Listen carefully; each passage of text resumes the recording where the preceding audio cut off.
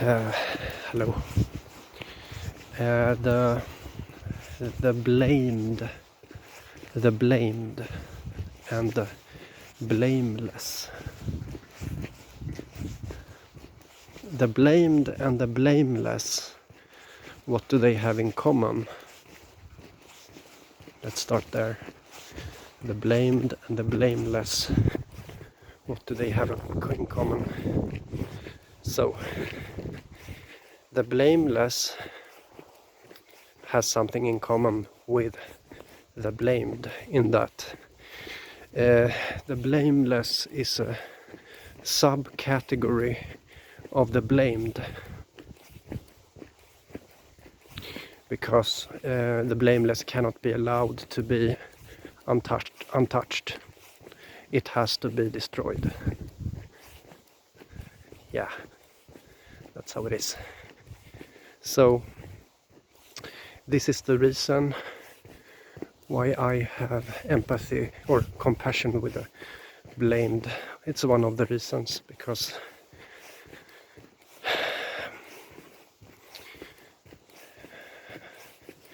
you have the symbolism of the Passover goat, which correlates to the date of the crucifixion. He became an expression of the blameless that become blamed. The pharmakia, which is the cure, and so that is the reason to not hate. Hate is the desire to find the devil in things, and I used to do that a bit, but people do that because I don't do it any longer, okay? People do it because as you see something that is dirty, impure, something that as you see the devil, you feel better about yourself. That's it, okay? You feel so good about, yeah, okay, that's what it is, like feeling good about oneself, and that is done through blaming. I'll go into the forest a bit in the night. I need to cross this darker part here for a moment. But I repeat, okay? I repeat, the blameless is a subcategory of the blamed, which means that the idea is to not allow yourself to pinpoint a devil. Like, the reason is that once you feel once you find evil, once you find absolute pure evil, then you feel, you get the sensation of being saved. You get the sensation of being pure. Wait, I can't see anything. Yeah, you get the sensation of being pure when you find something to blame. You find the devil. Maybe you find me. No, I don't know. It's actually very honorable if that would be the case. But wait, maybe it's too dark. I can't even walk here. It seems. I should be able to walk here. I have to wait for my night vision. start.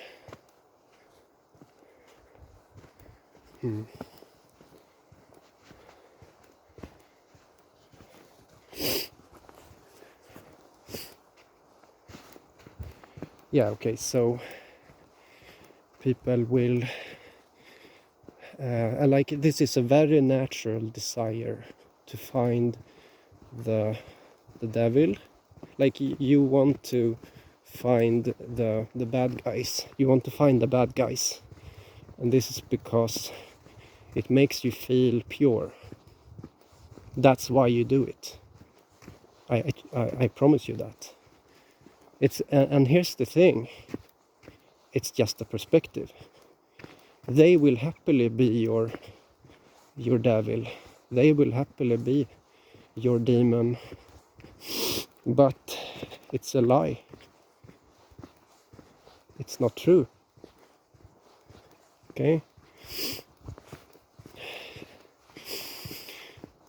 And some people, like, for example, you know, I don't know how to say this, you know, but it's the... Okay, I found the path here, so it's fine now.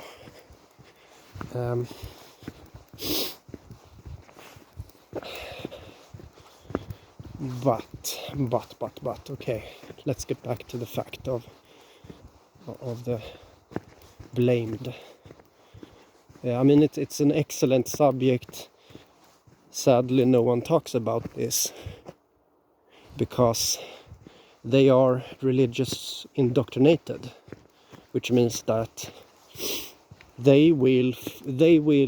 I mean, it's like it's a strong desire to find the evil. It's so strong because it makes you feel pure.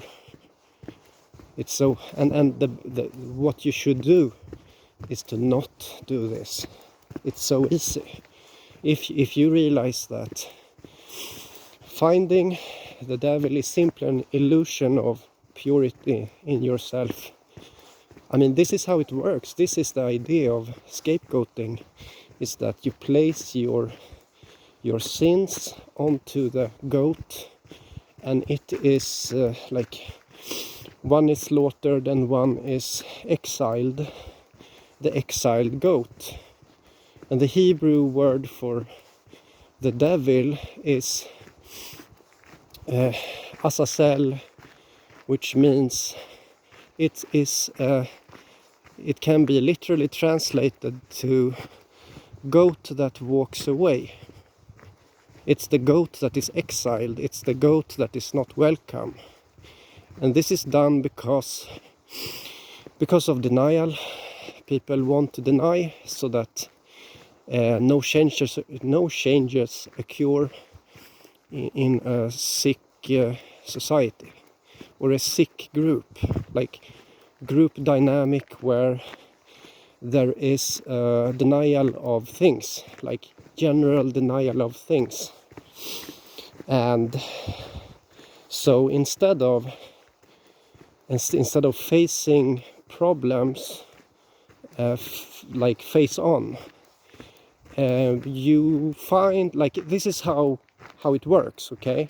You find the truth, which is the blameless, and then you blame it, and then it dies, and that's the solution, okay? That's how it is. That is the solution. It is the cure, because if truth talks too much, it tends to put changes in place. You know, I talk about denial, and the denial cannot continue if the opposite of denial is allowed to roam free, you know, roaming free. Like, so the idea of the blameless is that it is simply too pure, so it has to get away with that. You have to get away with that. Like, it has to be taken care of, you know, and so that the way that people like to handle things can continue. So one example is, I don't want to talk about that, by the way, I changed my mind. So maybe that's all I wanted to say, you know. Pharmakia, there's a lot of connection to you know, the snake on the stuff. Jesus said that just like Moses held up a snake, I will become the snake, you know, on the stuff. He said that as if he would become the cure.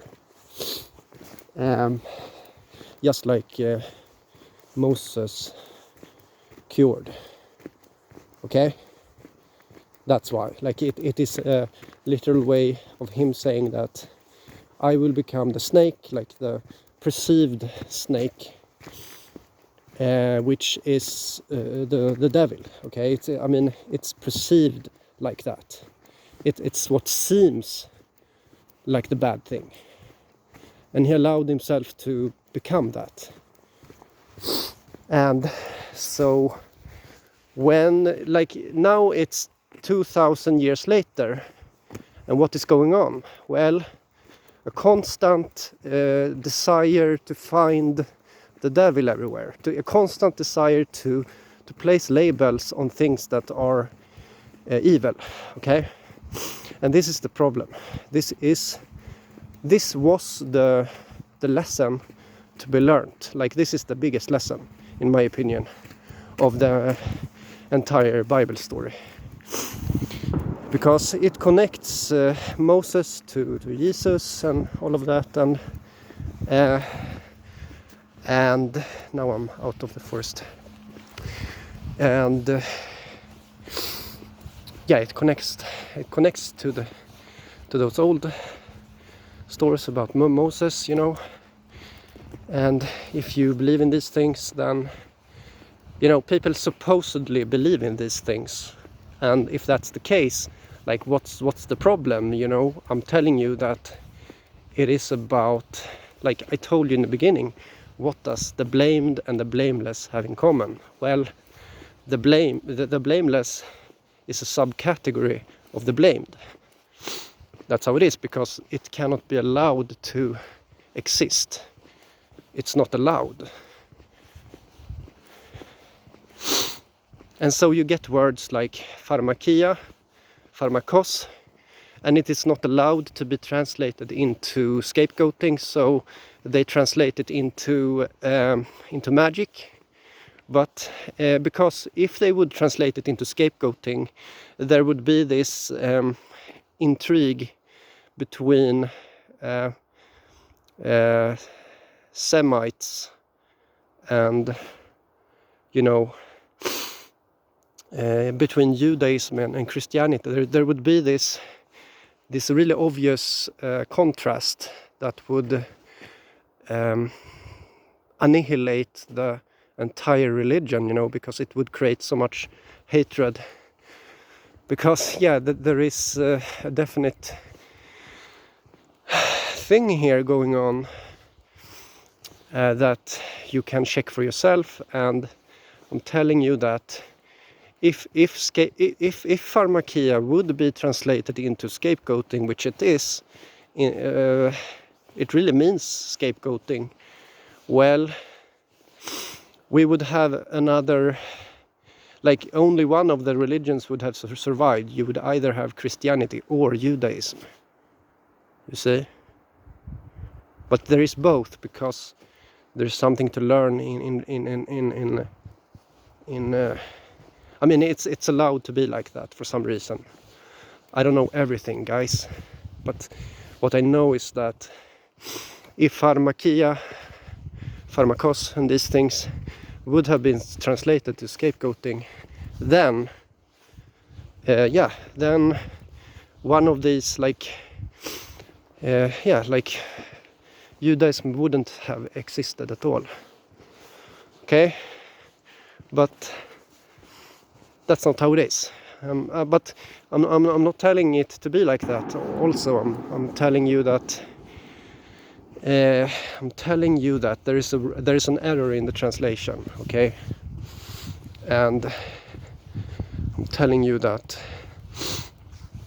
the crucifixion occurred on the day of Passover, something like that. Okay, which relates to the Passover goat. Okay, and so this becomes obvious that it is in this way he carries, just like a goat carries away the sin, the goat. In the same way, Jesus does that, and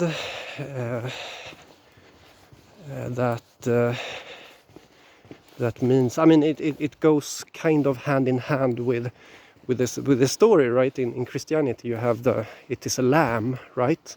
But in actuality, when you look at Hebrew, the word for lamb and goat is the same word in, I think, 100 Bible verses, something like that. The Hebrew word for goat and lamb is the same word. It's so same, you know. It's so much similar. And so now it is like 2,000 years later, and no one gets this still. And somehow I get it, you know. Somehow I know this. But and it's super important, because this is the real, in my opinion, this is the way you get compassion with the blamed, because you really realize that the blameless is a part of the blamed, and it's like purposely like that to teach us a lesson about not having, like not judging without really good evidence, and not making groups attack one person, things like that. This is like the real lesson, and no one gets it. And it's so scary that there is millions and billions of people. I don't know, is it a billion Christians? I don't know. And no one gets this, you know. It seems, otherwise people would talk about it, would spread. If there were an honesty in people, it would spread. But the truth of the matter is that people are not honest. People are not interested in truth. What's interesting is to be a part of a group. That's the thing, right? The group. That's what people value, the group. But the group is full of exiling. It is full of leaving something out of the group. It's full of alienation. It's like, what defines a group if not what is excluded from the group? Like Russia versus US. What would US be if they wouldn't hate Russia? What would Russia be if they wouldn't hate US? You know, this is just an example, but this is how it works. This is how groups are created, and it's the wrong way, you know. It shouldn't be like this, but that's how it is. So this is my summarizing of a bit of scapegoating, a bit of pharmakia, a bit of this, a bit of that, a bit of like, this is the real lesson of the crucifixion that no one gets, you know. No one knows this, you know. This is it's about denial being a disease. Like, denial is a disease which is cured by killing the truth. That's the idea. And the idea is that there is one that does this. This is the idea. And what it means is that if you manage to really not hate, which is incredibly hard to do, it means that you are like protected from this event that took place, right? That's what it means.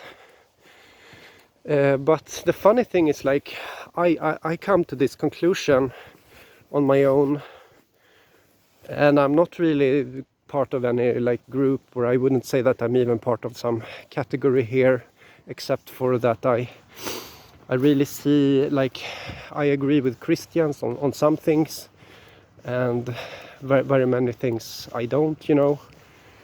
But whatever. I think I'll end the video now. See you another time. Bye bye.